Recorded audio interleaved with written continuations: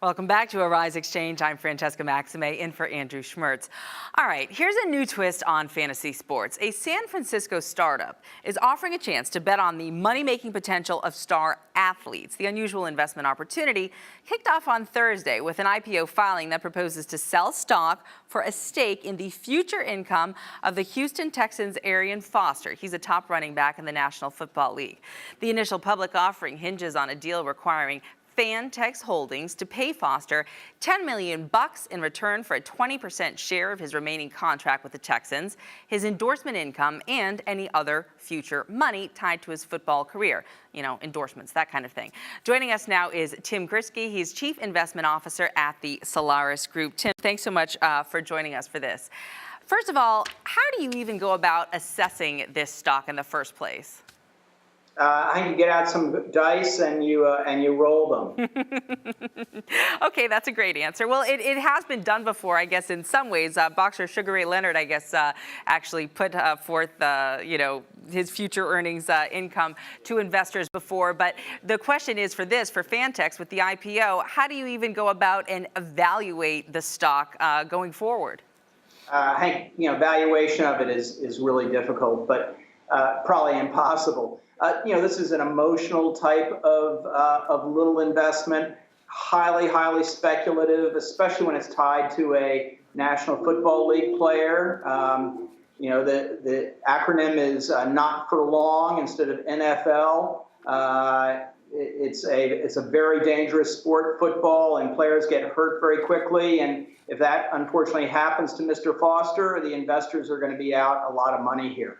But it sounds like sort of a fun thing, and the company got some great placement in the newspapers today. Yeah, they certainly did get a lot of publicity. The Buck French, the guy who started up Fantex, he said, quote unquote, it's more powerful brand with greater longevity. Basically, this is what it's helping to build, going right into the whole idea that they're trying to build the brands of these athletes and play off of their own branding and the endorsement deals that they get. So then the question is, why is it that you can only buy 1% of the stock? I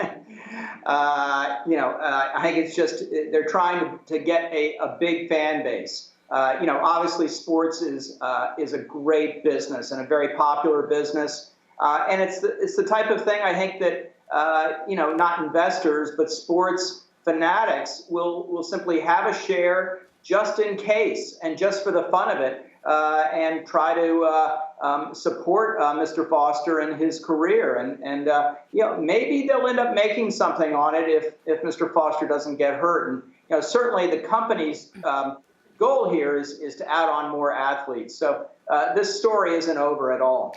Well, it's not over at all because the NFL has even yet to respond to the whole idea of this. They have yet to say anything about whether or not they're even going to allow this to happen. But do you see it expanding into other sports? Because we know that, the careers of athletes are rough. They can be injured, and this could be a very risky investment. Exactly, it sure can be. I'd like to see them go into some other sports that are a little bit less physically debilitating, potentially. Where the athletes have longer careers. Baseball certainly comes to mind. Tennis comes to mind. Soccer comes to mind. So things like that I think make more sense than football. But this is a great start. Certainly, Mr. Foster is a very high-profile athlete, very well-liked. From the endorsement deals and all of that, anything is possible here. Right. Well, I guess one other person I mentioned, Sugar Ray Leonard, apparently had had previously sold investors shares in his future income, along with Rich Breen from the PGA Tour champion there. Potentially, tennis might be another good sport. Do you think they're going to allow you to buy insurance in the case that the athlete is injured, or is that not going to happen? Well, I think it would certainly make sense for the company, to Fantex to buy insurance on the athletes. But I think that insurance is going to be extremely expensive. So I'm not even sure it's going to be really possible for them to do that. And as you said, the National Football League itself hasn't approved this whole deal, and certainly they probably have to. So there's a long way to go here, but the management and the board here is extremely high-powered, very visible, and that makes it somewhat intriguing.